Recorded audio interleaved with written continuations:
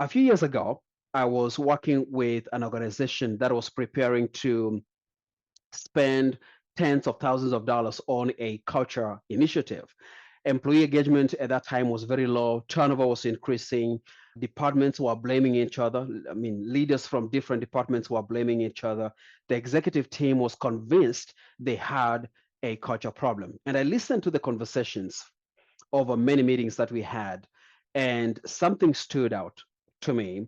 Every executive described priorities differently. Every manager was communicating something different. Every department was moving in a different direction. The culture in that context was not broken. The leadership system was fragmented, and the culture was simply reporting the results. That experience taught me something I'll never forget. Culture is often the messenger. Leadership is often the message. And if we attack the messenger, we rarely get to solve the problem. I believe the place for us to start is with a simple question. And the question is, what is culture? It's a very basic question, but I think we need to address that. We hear the word all the time. Organizations talk about culture. Human resources talks about culture. Executives talk about culture, but many people struggle to define it clearly. At its core, culture is the collection of shared values, shared beliefs, shared behaviors, norms, and expectations that shape how people work, how people interact, how people make decisions, and how they solve problems. A simple way to think about culture is this: culture is how people behave when nobody is watching. It is the invisible force that influences how leaders lead, how employees communicate, how decisions get made, how conflicts get handled, how accountability is enforced within the organization, how customers are treated, and what behaviors are rewarded and what behaviors are tolerated. And this is where many organizations get confused, because culture is far more than values written on a wall. Many companies have beautifully framed values hanging in conference rooms. They have mission statements on their websites. They have posters on hallways. The, but culture is not what but culture is not what is written. Culture is what is consistently practiced. Culture is created by what leaders consistently model, what leaders consistently tolerate, what leaders reward, and what they reinforce. In other words, what leaders repeatedly do eventually becomes what the organization repeatedly does. Now, here is where the misunderstanding becomes costly. Imagine driving down the highway and suddenly the check engine light comes on the dashboard. What do you do? Hopefully, you don't pull over, grab a hammer, and start hitting the dashboard. Why? Because the light is not the problem. The light is reporting the problem. Nobody fixes a car. Nobody, I don't think anyone fixes a car by removing the check engine light. Now, some people try to do that, yet organizations do this every single day. They try to eliminate the symptom while protecting the cause. Low employee engagement is a warning light. High turnover is a warning light. Poor communication, a warning light. Conflicts between departments, a warning light. Lack of accountability is a warning light. Burnout is another warning light. The mistake many organizations make is trying to improve culture directly while ignoring the leadership habits creating the culture in the first place. Because culture is often a reflection of leadership. It is the invisible outcome of invisible leadership habits, which means the real question is not how do we improve our culture? The better question is what leadership capability or leadership gap is producing this culture. That shift changes pretty much everything, because once you stop treating culture as the problem and you start treating it as a signal, you can finally address the root cause instead of managing the symptoms. Over the years, I've noticed something fascinating. Different companies, different industries, different sizes, different leadership teams, yet remarkably similar culture challenges. And what I've discovered is that these challenges rarely appear by accident. They usually point to something specific, and in this case, specific leadership gaps. For example, low ownership of positions and responsibilities from leaders or employees often points to a clarity gap. Communication breakdowns often point to a translation gap, in this case, message translation. Conflict often points to a relational leadership gap. Burnout often points to a delegation and decision making gap. If you have retention challenges, most of the times they often point to leadership development gaps. The pattern is surprisingly consistent. What many organizations call culture problems are often leadership capabilities that have not yet been developed. And that's why culture symptoms are so valuable. They are not merely problems to solve, they are clues to investigate. They are diagnostic information and they are data. Think about a physician, a well qualified and highly experienced medical doctor. A good doctor doesn't treat fever as the root problem. A fever is information, it's a signal that something deep happening. Culture works the same way. Low accountability is a signal. Disengagement is a signal. Turnover is a signal. Poor collaboration is a signal.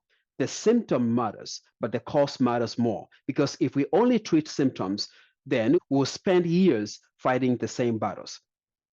Another engagement initiative, another communication campaign, another culture program, and we wonder why the results don't last. But when we identify the leadership capability producing the symptom, everything changes. Now we are solving causes instead of managing consequences. We are strengthening the engine instead of polishing the dashboard. Now that we understand what culture is all about, one of the most common frustrations leaders express is my people just don't take ownership. I've heard that many, many times. Now, sometimes that's true, but often what looks like an ownership problem is actually a clarity problem. People own what they understand. It's been established that people own what they understand. People commit to what they see. People move toward what has been clearly defined. Ownership thrives when people know what success looks like, when they know what they're responsible for, when they know what matters most right now, when they know how decisions get made. When those things are not clear, people don't lead. They tend to wait. They hesitate. They ask for permission to move forward, not because they lack initiative, but because they are trying not to make a mistake. Imagine asking someone to hit a target while blindfolded. Unthinkable, right? Then criticizing them for missing the target. That's what happens when leaders expect ownership without providing clarity. The leader thinks they should know. The leader thinks they should know. I'm not sure what's expected, and ownership stalls. One of my favorite leadership stories comes from NASA. When President Kennedy visited NASA, he stopped and asked a janitor, "What do you do here?" The janitor replied, "Mr. President, I'm helping put a man on the moon." Think about that. He wasn't an engineer, he wasn't a scientist, yet he understood exactly how his work connected to the mission. The janitor didn't have more motivation than everyone else. He had more clarity. And clarity is one of the most overlooked leadership tools in the world. When people understand the mission, ownership rises. When people understand why their work matters, ownership rises. When people understand what success looks like, ownership rises. Ownership doesn't begin with accountability. Ownership begins with clarity. Let's talk about communication. When organizations experience communication problems, the typical response is simple: more communication, more meetings, more emails, more updates, more announcements, because apparently 5 emails didn't work. 12 should finally solve the problem. But communication volume is not the same as communication clarity. Most leaders suffer from what I call the curse of knowledge. They have been discussing the strategy for months. They have attended the planning sessions. They have debated the priorities. By the time they announce it to the team, it feels obvious. To employees, it's brand new. And that's why great leaders do more than communicate. They translate. They answer questions like, what does this mean for me? What changes tomorrow? What should I do differently? A leader says, our strategic priority is operational excellence. The employees hears, okay, what exactly am I supposed to do with that? The translation closes the gap between strategy and execution. People really resist a strategy they understand. They usually resist confusion. There's an old story about three bricklayers. A traveler asks the first worker, "What are you doing?" "I'm laying bricks." The second one replies, "I'm building a wall." The third one smiles and says, "I'm building a cathedral." Same work, same tools, same environment, different understanding. Most employees don't wake up excited about laying bricks. They get excited about building something that matters. Great leaders help people see the cathedral because people perform differently when they understand purpose. The leader's job is not simply to communicate information. The leader's job is to translate vision into action. Many leaders assume conflict is a people problem, but recurring conflict is often a leadership problem. Healthy teams don't happen by accident. They require trust, respect, accountability, and psychological safety. Let's talk about conflict inside of organizations. Many leaders assume conflict is a people problem, but recurring conflict is often a leadership problem. Healthy teams don't happen by accident. They require trust, they require respect, they require accountability, and they also require psychological safety. And leaders are responsible for creating those conditions. Consider a simple example. A team member misses a commitment. The manager notices but avoids the conversation. Another employee notices too. Now resentment begins to grow, not because of the missed commitment, but because accountability was not applied. These moments seem small, but they compound. Trust erodes, frustration grows, conflict rises. Strong relational leaders don't avoid difficult conversations. They have them early, they have them respectfully, and they have them consistently because every conversation you avoid today becomes a bigger conversation tomorrow. One of the greatest examples comes from Abraham Lincoln. Lincoln intentionally surrounded himself with people who disagreed with him. Some openly criticized him, some opposed him politically. Why? Because he understood something many leaders miss. Healthy disagreement strengthens decisions when trust exists. Great leaders don't eliminate tension, they create environments where tensions can be discussed productively. Healthy conflict grows in trust. Burnout is everywhere right now, but burnout is not always caused by too much work. Sometimes it's caused by too many decisions. I call this the executive rescue trap.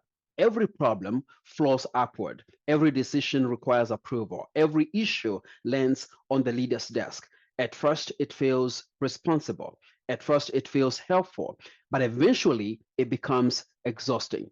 The leader burns out, the team becomes dependent, growth slows down, and the organization becomes fragile, and the leader becomes the company's most expensive bottleneck. Many leaders think they are helping. What they are actually doing is teaching the organization to wait. They are teaching their employees to wait. They are teaching their junior leaders to wait, waiting for approval, waiting for answers, waiting for direction, waiting for decisions to be made. The solution is not working harder. The solution is building more decision makers. Great leaders don't create followers, they create capacity. They teach people how to think, not just what to do. One of the best examples comes from Dwight Eisenhower oversaw one of the largest military operations in history. Millions of people, thousands of decisions, extraordinary complexity. He understood a simple truth. If every decision requires his approval, the mission would fail. So he built capable leaders around him. He pushed decisions downward. He created clarity. He built trust. He developed people who could think independently. The result was not less control. The result was more capacity for him and his senior leaders. Many leaders today are carrying responsibilities they were never meant to carry, not because they are incapable, but because they have become the decision making center of the organization.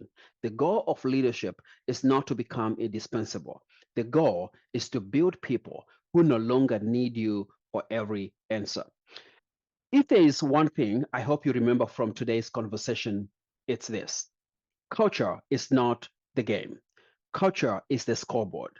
Leadership capacity is the game. Organizations spend enormous resources trying to improve culture directly, but culture often improves as a byproduct of improving leadership.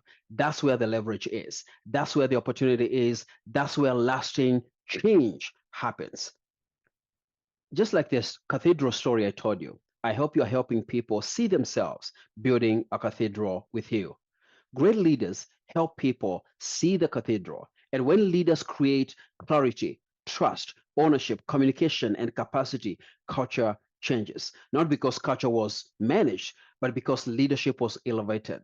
When leadership capacity grows, ownership grows, communication improves, conflict decreases, burnout declines, and retention increases. Culture is the scoreboard. Leadership capacity is the game. And if you don't like what's showing up on the scoreboard, don't start with the scoreboard. Start with the leaders creating the score. If you found this training valuable, subscribe to the channel, share with another leader, and leave a comment below. And remember, most culture problems are leadership capacity problems wearing a disguise. When leadership capacity grows, culture, performance, engagement, and execution often improve right alongside it. Until next time, keep multiplying people, purpose, and impact.